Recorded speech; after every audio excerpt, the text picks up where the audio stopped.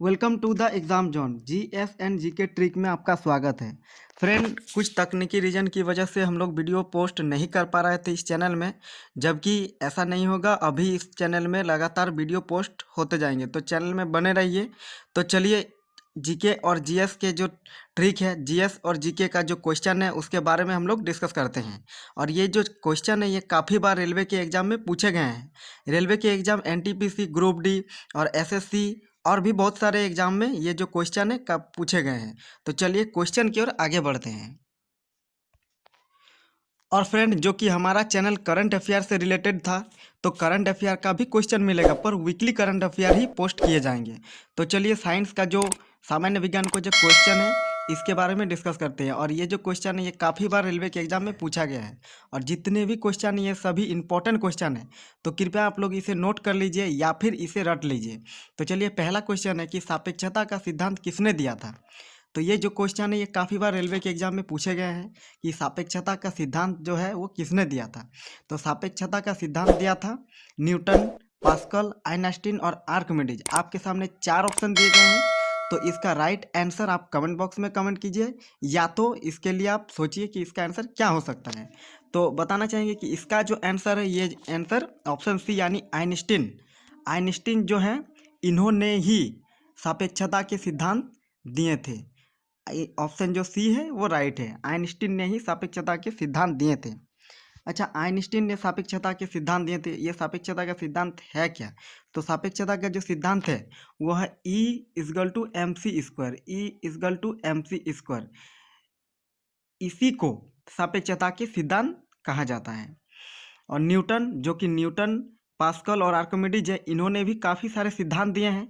तो न्यूटन ने सबसे पहले न्यूटन का जो गति नियम है, उन्होंने न्यूटन का गति नियम जो है न्यूटन ने दिए थे गति नियम। तो गति नियम न्यूटन ने 3 गति नियम दिए थे। इनमें से तीनों काफ़ी इंपॉर्टेंट हैं, और न्यूटन ने ही बताए थे। गुरुत्वाकर्षण की खोज जो है इन्होंने ही किए थे। पास्कल पास्कल जो इन्होंने दाब प्रेशर के बारे में बताए थे। और आर्किमिडीज जो है वो उत्प्लावनता का सिद्धांत, यानी पानी में कोई भी वस्तु जो हो आंशिक रूप से अगर डुबाए जाते हैं तो कुछ ना कुछ, कहीं ना कहीं दबाव वायु का प्रेशर पकड़ते हैं, और वह आंशिक रूप से डूबता नहीं है, वह पानी के ऊपर ही रहता है। तो इसका उत्प्लावनता का सिद्धांत दिए थे आर्किमिडीज ने। तो चलिए नेक्स्ट क्वेश्चन की ओर आगे बढ़ते हैं। दूसरा क्वेश्चन है, नेक्स्ट क्वेश्चन है कि निम्न में से किसका उपयोग ऊंचाई मापने के लिए किया जाता है। तो ऊंचाई मापक कौन है? आपके सामने चार ऑप्शन दिए गए हैं, बैरोमीटर, अल्टीमीटर, हाइड्रोमीटर और बैरोमीटर। तो आपको बताना कि है कि ऊंचाई का मापक कौन है। तो देखिए, ऑप्शन जो बैरोमीटर है ना, ये 2 बार मिस्टेक से दिया गया है, तो मिस्टेक से ये टाइपिंग हो गया है, तो इसका आप नोटिस ना करें। और इसका जो राइट आंसर है वो बताइए कि इसका राइट आंसर क्या होगा। तो इसका जो राइट आंसर है वो है अल्टीमीटर। अल्टीमीटर जो है यह ऊंचाई मापक है। अल्टीमीटर जो है ये ऊंचाई मापक है। याद रखिएगा, जो अल्टीमीटर है ये ऊंचाई का मापक है। अच्छा, जो ऑप्शन ए दिया गया है बैरोमीटर, ये बैरोमीटर बैरोमीटर क्या मापक है? तो बैरोमीटर वायु का जो प्रेशर है यानी वायु दाब मापक है बैरोमीटर। ऑप्शन जो सी दिया गया हाइड्रोमीटर, ये क्या है? ऑप्शन जो सी दिया गया हाइड्रोमीटर, तो हाइड्रोमीटर जो है वायु का जो सघन, वायु का जो घनत्व है उसको हाइड्रोमीटर के द्वारा मापा जाता है। एक होता है हाइड्रोमीटर और एक होता है हाइग्रोमीटर। ये जो हाइग्रोमीटर है, ये हाइग्रोमीटर क्या है? तो हाइग्रोमीटर जो है ये है वायु की आर्द्रता। हाइग्रो, इसमें कन्फ्यूजन नहीं होने का है कि हाइड्रोमीटर है कि हाइग्रोमीटर है। तो हाइग्रोमीटर अगर बोला जाए तो ये वायु की आर्द्रता मापता है, और हाइड्रोमीटर बोला जाए तो ये वायु के घनत्व को मापता है। तो चलिए नेक्स्ट क्वेश्चन की ओर आगे बढ़ते हैं। नेक्स्ट क्वेश्चन है कि एक्सरे का आविष्कार किसने किया था। तो एक्सरे का आविष्कार किया था रंजन ने। जो पहला ऑप्शन है ये बिल्कुल सही है, रंजन ने ही एक्सरे का आविष्कार किया था। अच्छा, मार्कोनी, फेराडे और न्यूटन, ये भी वैज्ञानिक है, और ये जो वैज्ञानिक है इन्होंने भी काफ़ी सारे इन्वेंशन किए हैं। तो मार्कोनी ने किए हैं रेडियो, रेडियो जो बेतार प्रणाली है रेडियो, ये मार्कोनी ने किए हैं। फेराडे ने किए हैं इलेक्ट्रिसिटी, यानी चुंबक के क्षेत्र से जो विद्युत का उत्पन्न होता है वो फेराडे ने इन्वेंशन किए हैं। अच्छा, फेराडे फेराडे जो वैज्ञानिक है उसका इन्वेंशन एक बहुत ही इम्पोर्टेंट इन्वेंशन है कि विद्युत का जो जनित्र है यानी जनरेटर, विद्युत जनरेटर जो है ये विद्युत जनरेटर जो है ये फैराडे के नियम पर आधारित है। और नेक्स्ट जो है वो न्यूटन ने काफ़ी सारे इन्वेंशन किए हैं, इनमें से गुरुत्वाकर्षण का जो खोज है इन्होंने ही किए हैं। तो चलिए अगला क्वेश्चन की ओर आगे बढ़ते हैं। अच्छा, जो चौथा क्वेश्चन है वह अंतरिक्ष यात्री को आकाश का रंग कैसा दिखाई देता है। तो एक अंतरिक्ष यात्री को आकाश का रंग कैसा दिखाई देगा। हम लोग पृथ्वी में रहते हैं तो पृथ्वी से आकाश का रंग तो नीला दिखाई देता है, पर अंतरिक्ष यात्री को अंतरिक्ष का रंग कैसा दिखाई देता है। तो वह आंसर होगा आपका काला। ऑप्शन जो बी जो है वो बिल्कुल सही है, ऑप्शन बी बिल्कुल सही है। अच्छा, ऑप्शन जो सी है नीला, ये जो नीला है हमें पृथ्वी से अंतरिक्ष में दिखाई देते हैं, और अंतरिक्ष से अगर पृथ्वी को देखा जाए तो नीला दिखाई देता है, और अंतरिक्ष से अगर अंतरिक्ष में देखा जाए तो वह काला दिखता है।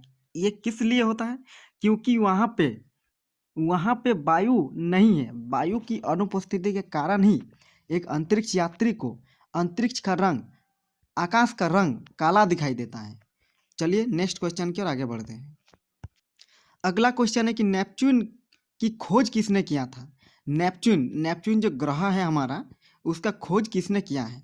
तो उसका खोज किया था गैलरी ने, यानी ऑप्शन ए बिल्कुल सही है, गैलरी ने इसका खोज किया था। अच्छा, गैलीलियो, केपलर और न्यूटन, ये जो केपलर है ये ग्रहों का गति, मतलब ग्रह किस तरह से गति करता है उसका प्रतिपादन केपलर ने किया था। ठीक।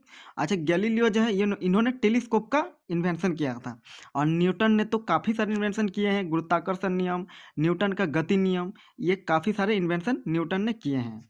तो चलिए अगला क्वेश्चन देखते हैं।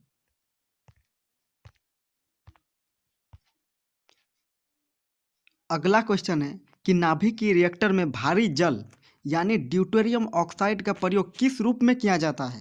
अच्छा, जो नाभिकीय रिएक्टर होता है उसमें भारी जल का उपयोग किया जाता है, ड्यूटेरियम ऑक्साइड, इसे ही ड्यूटेरियम ऑक्साइड जो है D2O, इसको ही भारी जल कहा जाता है, यानी ड्यूटेरियम ऑक्साइड, इसका प्रयोग नाभिकीय रिएक्टर में किसके रूप में किया जाता है। तो मंदक के रूप में इसका प्रयोग किया जाता है, ऑप्शन ए बिल्कुल सही है। ठीक। अच्छा, नियंत्रक के लिए, नियंत्रक, ये जो चौथा क्वेश्चन है कि नाभिकीय रिएक्टर में नियंत्रक, चौथा ऑप्शन जो है नियंत्रक के रूप में किसका प्रयोग किया जाता है।